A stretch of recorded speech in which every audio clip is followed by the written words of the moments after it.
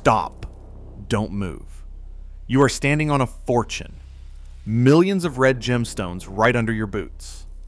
I am not talking about a jewelry store. I mean a real beach. Every handful of sand shot through with blood-red crystals. Here is what most people miss. With a $3 rare earth magnet and an $8 jeweler's loupe, you can spot, test, and confirm real garnets right there in the field. I will show you the magnet test, the scratch test, and the one mistake that sends most amateurs home empty-handed. By the end, you will know how to separate worthless glass from a $500 stone, and you will have the coordinates to 3 beaches where every grain could be a payday. Don't believe it? In 1965, a Tanzanian miner pulled a 16.27 carat rhodolite from the Umba Valley. It sold for over $10,000. That could be you, but only if you know what to look for and how to prove it. Let's get one thing straight. I grew up in Antwerp, the diamond capital of the world. I've seen fortunes made and lost over a single stone. But the real action? It's not in velvet-lined showrooms.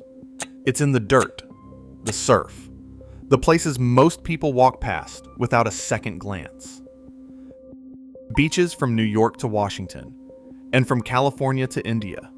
Some of them are paved with garnets. Not just a few. Millions. Why? Because garnet is heavy, with a specific gravity of 3.5 to 4.3. It is hard. Mohs hardness 6.5 to 7.5. It survives what quartz and feldspar cannot. Waves and rivers do the sorting for you, stripping away the lightweights and leaving the red behind. That is placer deposit mechanics, and it is the reason you can scoop up a handful of sand and see 1,000 years of geology staring back. Let's start with the ground truth. Garnet Beach, Adirondacks, New York. You want access? A primitive road, no lifeguards, no gift shop.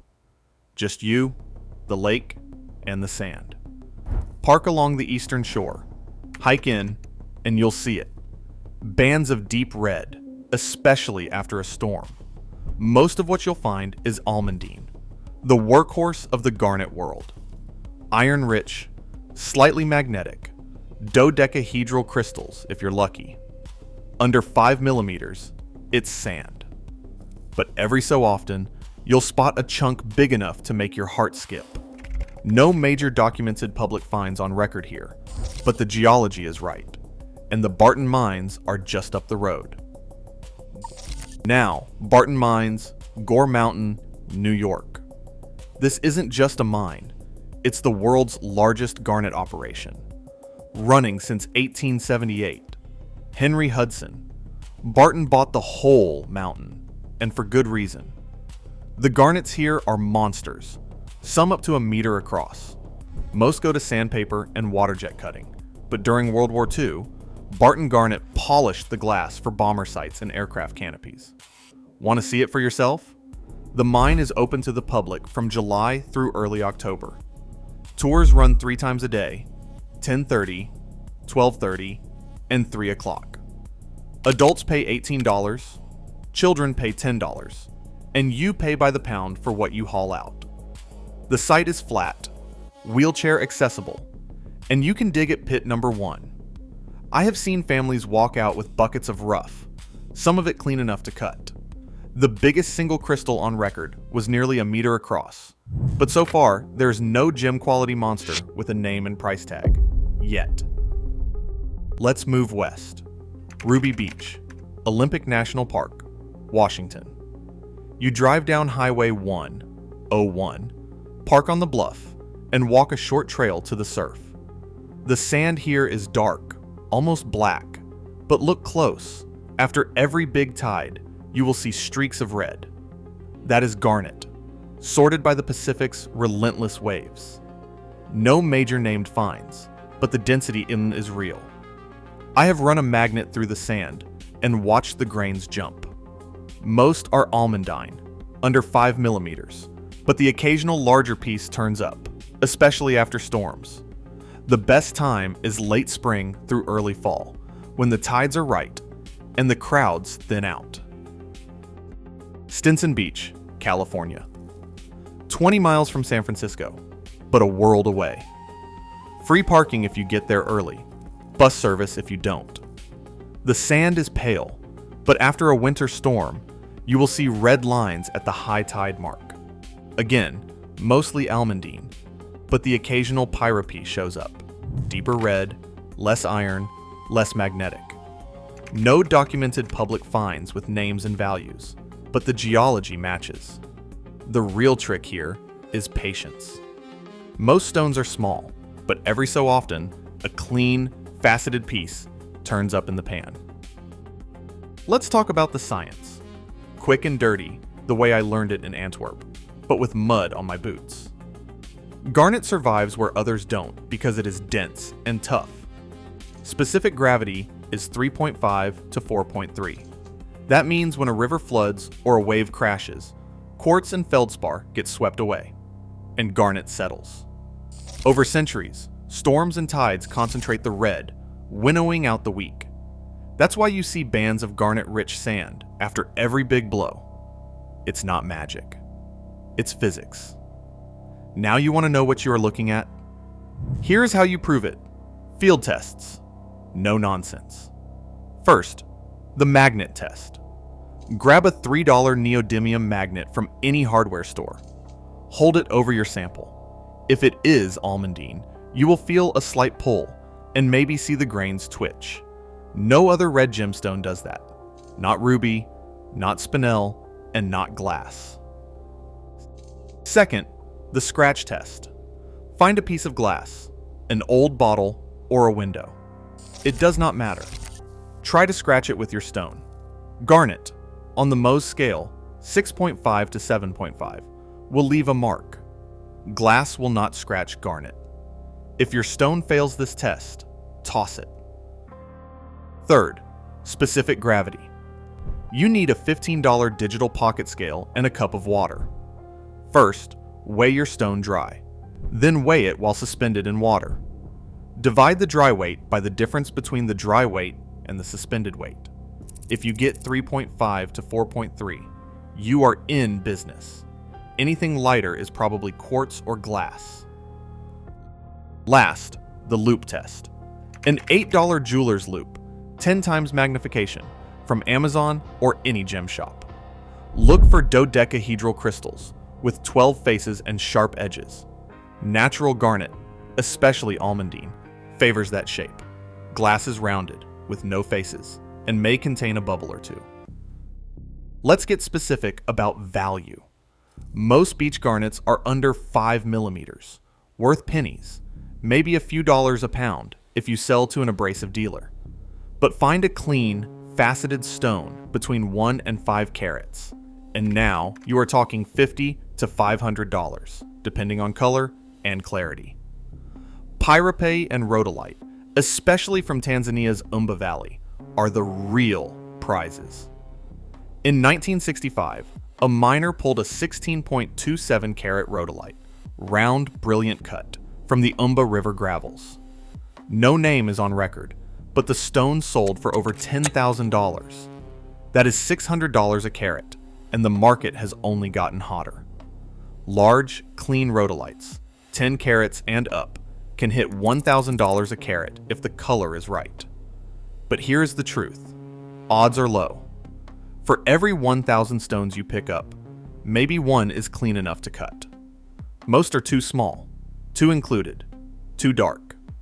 That is the honest math, and anyone who tells you different is selling a dream.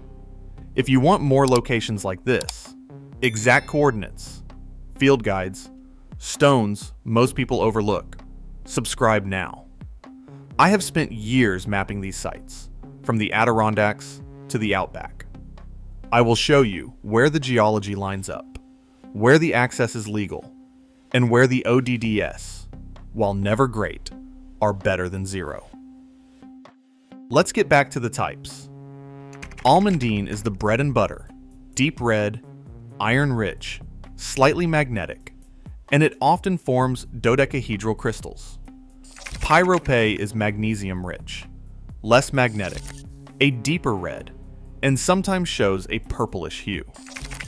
Rhodolite is the sweet spot, a mix of pyrope and almandine, purplish red with high brilliance, and the best stones come from Tanzania's Umba Valley. The difference is more than color. Almandine is common, industrial, but still beautiful. Pyrope and rhodolite are rare, and the market knows it. Dealers in Antwerp pay a premium for clean rhodolite, especially over 5 carats. I've seen stones go from riverbank to auction house in under a month. Let's talk field tests in detail. The magnet test is your first filter. Almandine's iron content gives it a weak magnetic pull. Use a neodymium magnet, N35 or N52 grade, costing $3 to $10 online. Hold it close to your sample. If you see movement, you are likely holding almandine. Pyrope and spessartine have less iron and show less response. Ruby, spinel, and glass show no response. The scratch test is next.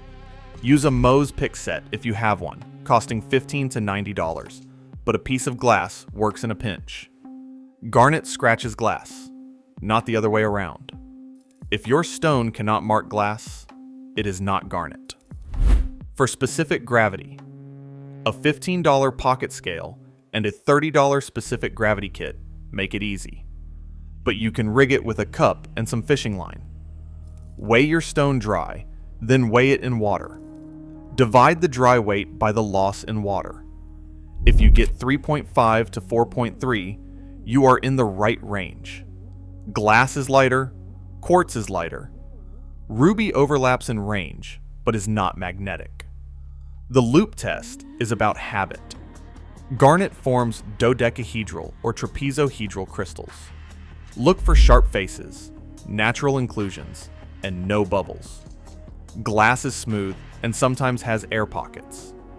Ruby and spinel have different crystal shapes, hexagonal and octahedral respectively. Maine's coastline is a wild card. No major named finds, but the river mouths and rocky coves are loaded with heavy mineral sands. Access changes with the tides, and collecting rules shift from park to park. India's southern beaches, especially in Tamil Nadu, are famous for garnet sands. Some areas are under mining leases, some are open, but the density is off the charts. Australia's Tuncurry Beach and the sands near Geraldton in Western Australia have the same story. Heavy mineral bands, garnet-rich, but check local rules before you fill your pockets. Now, the Barton Mine story. Henry Hudson, Barton, in 1878 on Gore Mountain in New York, bought the mountain and started digging. And by the early 1900s, Barton Mines was the world's largest garnet producer. During World War II, Barton Garnet polished the glass for bomber sights, aircraft canopies, and even the optics for the Manhattan Project. The mine is still running, still open to the public, and still turning out the world's hardest garnet. The biggest crystal on record was nearly a meter across, but most of what you will find is fist-sized or smaller. No single gem quality stone with a name and price tag, but the potential is there. Every year, collectors pull out museum quality specimens, faces sharp as a knife, color deep as blood. Let's talk about the one mistake most people make. They focus on size, not quality. A big cloudy stone is worth less than a small, clean one. Clarity, color, and cut, that's what matters. I have seen stones the size of a pea sell for $500, and stones the size of a walnut go for scrap. The market is ruthless, and Antwerp buyers do not care about your story, only the stone. Now, the climax. Picture this: Umba Valley, Tanzania, 1965. Rain season, the river running high. A miner, his name lost to history, wades into the gravel and sifts for sapphires. He finds a deep purplish red crystal, rough but clean. He pockets it, thinking it is just another outcast. Months later, a dealer in Arusha cuts it. It becomes a 16.27 carat, round, brilliant, flawless stone. The stone sells for over $10,000, enough to buy a house. The miner's hands shook when he saw the money. That's the dream. It happens. Not often, but enough to keep you looking. Here's your practical takeaway. If you want to find real garnet, you need 4 things: a $3 neodymium magnet, a piece of glass, a $15 pocket scale, and an $8 loupe. Test for magnetism. Almandine will respond. Scratch the glass. Garnet will mark it. Weigh for specific gravity. 3.5 to 4.3 is your window. Check the crystal shape. Dodecahedral is the giveaway. Do not trust your eyes alone. The difference between a $1 curiosity and a $1,000 gem is science, not luck. So next time you walk a beach, Garnet Lake, Ruby Beach, Stinson, or some nameless cove, remember every grain of sand is a survivor. Heavy, hard, and old as the hills. Most are worth pennies, but a few are worth a fortune. The only way to know is to test, to dig, to look closer than the next person. That is how fortunes are made, one stone, one test at a time.